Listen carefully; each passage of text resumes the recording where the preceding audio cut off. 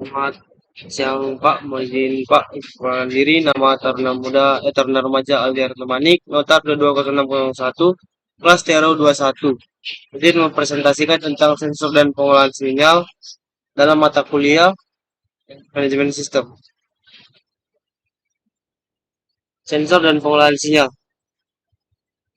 dalam sistem kontrol otomotif sensor berperan penting. Tugasnya memberikan informasi ke kontrol unit sebagai masukan dan selanjutnya diproses menjadi suatu kondisi yang dilakukan oleh aktor apapun atau aktuator. Apapun yang diinformasikan oleh sensor sangat menentukan bagi proses kontrol baik secara open loop maupun closed loop. Sensor mengkonversikan suatu kuantitas masukan berupa fisik atau bahan kimia pada umumnya ke non-elektrik dalam satu kuantitas suatu keluaran elektrik. Gangguan yang dialami oleh sensor perlu diperhitungkan supaya tidak mempengaruhi keluaran dari sensor. Oleh karena itu perlu adanya pengolahan sinyal atau pengkondisian sinyal sebelum sinyal tersebut digunakan oleh kontrol unit. Jenis dan karakteristik berupa sensor. Pertama itu continuous linear atau aplikasi kontrol dengan cakupan yang luas, pengolahan sinyalnya tidak rumit. Kemudian continuous non-linear dalam close up control untuk variabel yang diukur dalam batas ukur yang speed. Kemudian discontinuous multistage itu untuk monitoring suatu aplikasi di mana syarat tepat pada waktunya diperlukan ketika satu batas ini tercapai. Kemudian discontinuous dual stage yaitu monitoring koreksi ambang untuk penyesuaian berikutnya atau sesegera mungkin. Adapun type output sinyal yaitu output sinyal analog yaitu arus, tegangan, amplitudo, frekuensi satu periode dan durasi pulsa atau pulsa duty factor. Kemudian discrete output sinyal yaitu dual step atau binary coded, multi-step atau analog code dan multi-step atau digital code. Untuk contoh keluarannya bisa dilihat pada gambar A dan B. Kemudian tingkatan sensor bisa dilihat di sini juga dengan keterangan SE sensor, SA sinyal kondisional analog, A per D atau analog to digital converter, S3 atau ECU dan MC mikrokomputer. Sensor dari pengolahannya dapat kita dengan cepat, yaitu konvensional tingkat paling rendah berupa sensor first integral level yaitu level sudah dilengkapi dengan pengolahan sinyal atau sinyal analog. Kemudian second integration level yaitu level kedua sinyal yang keluar sudah bentuk digital. Kemudian third integration level itu level paling tinggi tergolong dalam intelijen sensor. Adapun keuntungan intelijen sensor yaitu pertama mengurangi beban pada ECU, fleksibel, kemudian mungkin kombinasi jaringan bus, dapat digunakan banyak ECU dan yang terakhir mengurangi error pengiriman sinyal. Macam-macam sensor pada otomobil. Pertama sensor temperatur.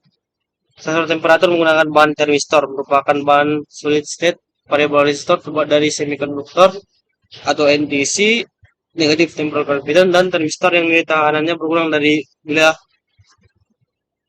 temperatur naik atau nilai tahan berbanding terbalik terhadap temperatur. Nah, ini grafik hubungan temperatur dan tahanan dapat dilihat dan dibaca sendiri di sini. Kemudian yang pertama itu engine coolant temperature ACT. Bahan itu termistor, fungsinya mendeteksi suhu air pendingin atau engine untuk mengatur pertama mengatur campuran bahan bakar, yang kedua sistem start dingin, dan yang ketiga mengatur saat derajat atau pengapian, terakhir mengatur putaran idle dingin. Posisi pada kendaraan berada pada mesin atau air pendingin setiap kendaraan berbeda. Kerjanya itu antara 10 minus 10 derajat 40 derajat Celcius sampai dengan plus 130 derajat Celcius. Letaknya dapat lihat di sini gambar ini. Dan sirkuit ACT. Cara kerjanya yaitu ACT dihubungkan seri dengan tahanan dan diberikan tegangan 5 volt. Bila tahanan ACT berubah, maka tegangan yang ke ECU akan juga berubah. Tegangan kerja 4,5 sampai dengan 0,2 volt dari dingin ke panas.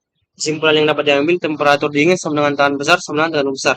Klasifikasi sensornya sama dengan sensor konvensional. Yang kedua itu ada intake air temperature IAT sensor. Bahannya itu termistor NTC, fungsinya mendeteksi suhu udara masuk atau intake, posisi pada kendaraan itu pada saluran udara masuk atau intake manifold, dan pada sensor udara masuk atau airflow sensor. Temperatur kerja sama, yaitu antara minus 40 derajat Celcius sampai dengan plus 120 derajat Celcius. Untuk letaknya dapat lihat di gambar di bawah. Kemudian sirkuit IAT itu cara kerjanya, IAT dihubungkan seri dengan tahanan dan diberi tegangan 5 volt. Bila tekanan pada ia berubah, tegangan sinyal akan mengalami perubahan. Perubahan tegangan identik dengan perubahan temperatur. Yang B, throttle position sensor atau TPS.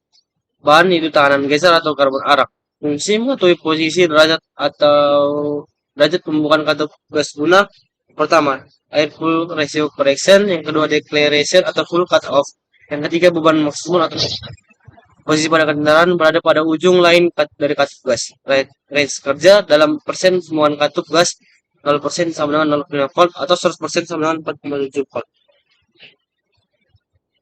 Type 3 pin potentio dapat dilihat pada gambar ini. Kemudian type 4 pin potentio dapat dilihat pada gambar ini. Kemudian sirkuit TPS. Cara kerja itu tegangan 5 volt dari DCO sebagai sumber. Bila katup gas dibuka akan membuka perbandingan dengan tegangan berasal dari perbandingan tekanan, sehingga membuahkan sinyal 0,5 sampai dengan 4,7 volt. Kesimpulan yang dapat diambil itu sinyal berupa tegangan sinyal berbanding lurus dengan bukaan katup gas, dan klasifikasi sensor sama dengan konvensional. Untuk gambarnya dapat lihat sebelah kiri ini. Kemudian C, airflow sensor atau sensor udara masuk. Yang pertama, sensor flap atau impact pressure airflow sensor LMM. Bahan itu tahanan geser, karbon arang. Fungsinya itu mengetahui banyaknya flow atau udara masuk, posisi pada kendaraan pada saluran udara masuk atau setelah filter udara. Untuk gambarnya dapat lihat di sini. Kemudian cara kerjanya itu pedal ditekan untuk membuka katup gas, udara dihisap oleh motor, jumlah udara yang mengalir diukur dari pengaturan jumlah udara. Pengukur aliran udara memberikan informasi utama secara elektris ke pengontrol unit elektronika. Frekuensi yang diinjeksikan diatur oleh unit pengontrol elektronika. Nah, gambar sirkuit airflow. Kemudian grafik hubungan tegangan dengan bukaan plat sensor. Model lama tegangan naik bila plat sensor terangkat atau udara masuk. Model baru tegangan menurun bila plat sensor terangkat atau udara masuk. Terus itu sensor massa udara atau kawat dan film panas. Bahan kawat panas atau platinum, termistor, metalik film. Fungsi mengetahui massa udara yang masuk untuk satu campuran bahan bakar, dan yang terakhir saat pengapian. Lokasi pada kendaraan pada saluran udara masuk atau antara katup gas dan filter udara. Nah, contoh gambar dari sensor massa udara tipe A. Kemudian inilah rangkaian pengolahan sinyalnya. Kemudian inilah sensor massa udara dengan tipe B. Kemudian rangkaian pengolahan sinyal. Prinsip kerjanya itu kawat panas dijaga pada temperatur tetap dirangkai dengan termistor seperti gambar. Satu aliran udara akan menyebabkan kawat panas menjadi dingin. Rangkaian elektronik akan mempertahankan temperatur pada kawat panas tetap. Pada waktu yang bersamaan, rangkaian elektronik mengukur arus yang mengalir ke kawat panas dan mengeluarkan sinyal tegangan sebanding dengan aliran arus. Grafik tegangan dapat lihat pada gambar ini samping. Untuk menjaga performa dalam sistem sensor, maka sensor akan melakukan pemanasan sensor atau temperatur kurang lebih 1000 derajat Celcius beberapa saat setiap posisi off. Dan inilah gambar dari sensor massa udara atau film panas. Inilah rangkaian sensor film panas. Kemudian Karaman vortex. Bahannya itu terbuat dari photocoupleur atau LED dan fototransistor. Fungsinya mengetahui pemilihan masuk, yaitu satu campuran bahan bakar dan dua pengapian. Lokasi pada kendaraan pada saluran udara masuk atau antara katup gas dan filter udara. Pada bagian 1 dan 2 gambar berfungsi untuk membuat pusaran udara yang akan diukur melalui pemancar dan menimbulkan gelombang frekuensi tinggi. Dengan sebuah pengolah sinyal gelombang frekuensi tinggi pada bagian penerima diubah bentuknya menjadi impuls tegangan yang diterima oleh komputer. Dan ada pada gambar di samping ini. Berikut adalah rangkaian Karaman vortex. Bahan yang keempat itu ada manifold absolute pressure atau MAP. Bahannya itu piezoresistif. Fungsinya mengetahui tekanan udara masuk atau satu campuran bahan bakar dan dua saat pengapian. Lokasi pada kendaraan pada saluran udara masuk atau setelah katup gas. Berikut adalah gambar-gambarnya beserta keterangan. Kemudian rangkaian pengolahan sinyalnya. Dan cara kerja MAP yaitu piezoresistif adalah bahan yang dinilai tahan tergantung dari perubahan. Piezoelastik pada vakum atau silikon chip berfungsi sebagai membran antara ruang vakum 0,2 bar sebagai referensi dan ruang yang berhubungan dengan intake manifold.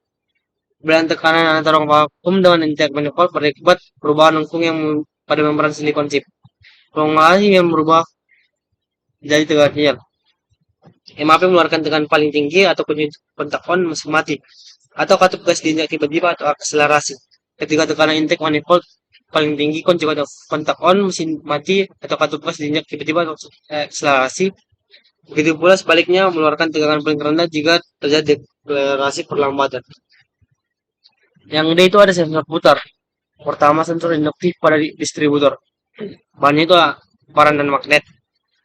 Fungsi yang pertama sensor putaran mesin, yang kedua sebagai tanda silinder, satu posisi top, ketiga sebagai tanda saat pengapian, yang keempat sebagai tanda saat injeksi.